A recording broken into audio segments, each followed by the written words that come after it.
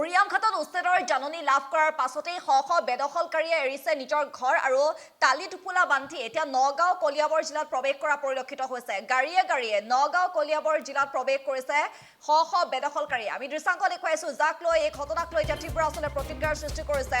এবাৰ বেদখলকাৰীয়ে লক্ষ্য কৰি লৈছে নেকি কলিয়াবৰ আৰু নগাঁও, তাক লৈ এতিয়া বিভিন্ন ধৰণৰ প্ৰশ্ন উত্থাপন হৈছে। যিহেতু শেহতীয়াকৈ উৰিয়ামঘাটৰ উচ্ছেদৰ যি জাননী লাভ কৰিলে, জাননী প্ৰদান কৰা হ'ল প্ৰশাসনৰ তৰফৰ পৰা, আৰু উৰিয়ামঘাটত ৩,০০০ বিঘা মাটিত যিহেতু উচ্ছেদ চলিব আৰু উৰিয়ামঘাটত উচ্ছেদৰ জাননী পোৱাৰ পাছতে এতিয়া এনেদৰে গাড়ীয়ে গাড়ীয়ে সন্দিগ্ধ লোকে নগাঁও কলিয়াবৰত প্ৰৱেশ কৰা পৰিলক্ষিত হৈছে।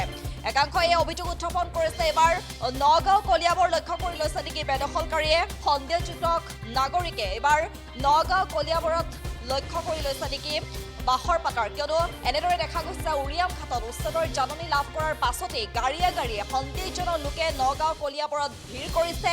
নগাঁও কলিয়াবৰত টালি টোপোলা বান্ধি এনেদৰে গাড়ীয়ে গাড়ীয়ে দেখা পোৱা গৈছে। একাংশ লোকক শ শ লোকক দেখা পোৱা গৈছে, এনেদৰে টালি টোপোলা বান্ধি শ শ গাড়ী দেখা পোৱা গৈছে, শ শ লোক দেখা পোৱা গৈছে। যিহেতু শেহতীয়াকৈ উৰিয়ামঘাটত যি উচ্ছেদৰ জাননী দিয়া হ'ল প্ৰশাসনৰ তৰফৰ পৰা, আৰু উচ্ছেদৰ জাননী লাভ কৰাৰ পাছতে এতিয়া পৰিলক্ষিত হৈছে নগাঁও কলিয়াবৰত এনেদৰে শ শ লোকৰ প্ৰৱেশ ঘটিছে।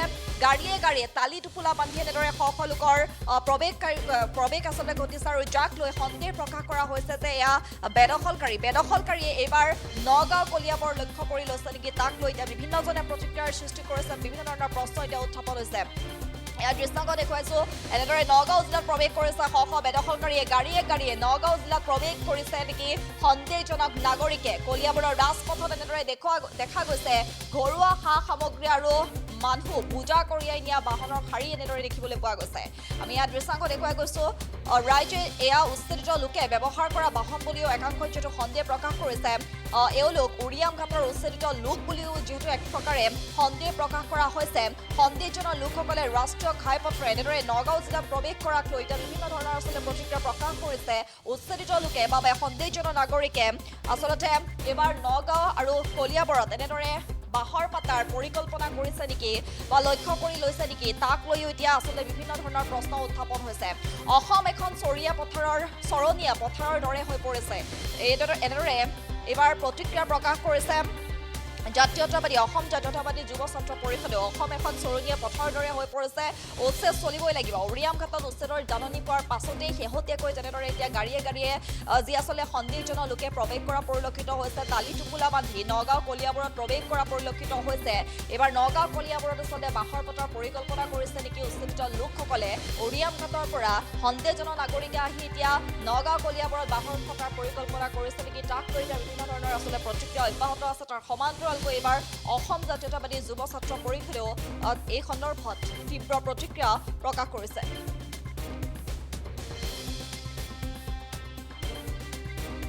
চাওক, আমি অসম জাতীয়তাবাদী যুৱ ছাত্ৰ পৰিষদে আমি তাহানিৰ পৰাই এই কথাবিলাক কৈ আহিছোঁ যে অসমত লাখে লাখে বিদেশী আছে, যে অসম এখন চৰণীয়া পথাৰৰ দৰে, যে যাৰ যেতিয়া মন গৈছে কোনোবা নদীয়েদি পাৰ হৈ আহিছে, কোনোবাই ফেঞ্চিং বগাই পাৰ হৈ আহিছে, তেনেধৰণে বহুতো বিদেশীয়ে অসমত তেওঁলোকে বাস কৰি আছে। গতিকে যি এই বৰ্তমানৰ চৰকাৰখনে যি উচ্ছেদৰ সিদ্ধান্ত লৈছে বা উচ্ছেদ কৰিছে বা বিদেশী চিনাক্ত কৰিছে, ইয়াক আমি আগৰ পৰাই এই কথা বতৰাবিলাক কৈ আহিছোঁ যে উচ্ছেদ কৰিব লাগে। আৰু য'ৰ বিদেশী হিচাপে যদি চিনাক্ত হয়, ধৰক যদি বাংলাদেশৰ বিদেশী হিচাপে চিনাক্ত হয়, তেনেহ'লে তেওঁলোকক বাংলাদেশলৈ পঠাই দিব লাগে। য'ৰ পৰা আহিছে তেওঁলোকক তালৈ পঠিয়াই দিয়াৰ ব্যৱস্থা কৰিব লাগে।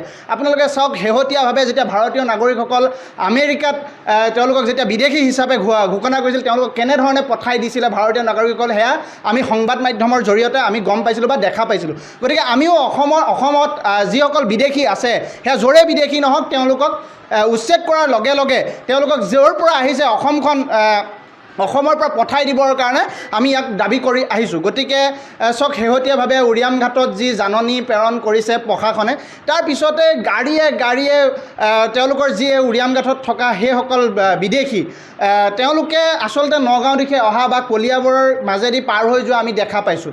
গতিকে এইসকল ক'লৈ যাব?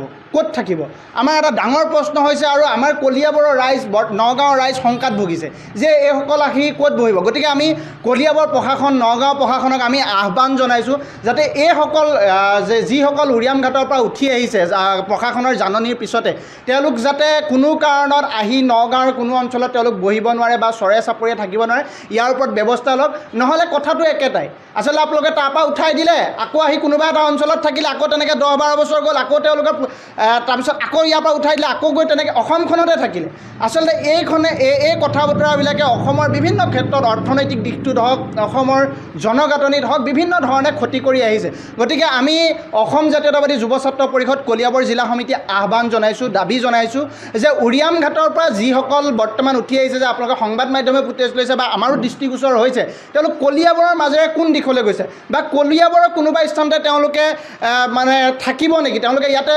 বাসস্থান বনাব নেকি গতিকে সেই কথা বতৰাবিলাক এতিয়া কলিয়াবৰ ৰাইজৰ মাজত শংকা হৈছে গতিকে ইয়াক কলিয়াবৰ প্ৰশাসন নগাঁও প্ৰশাসনক আমি আহ্বান জনাইছোঁ দাবী জনাইছোঁ ইয়াৰ ওপৰত সঠিক চাওক আমি অসম জাতীয়তাবাদী যুৱ যিকোনো খবৰৰ বাবে যোগাযোগ কৰক 7099017330 লগতে 7099017110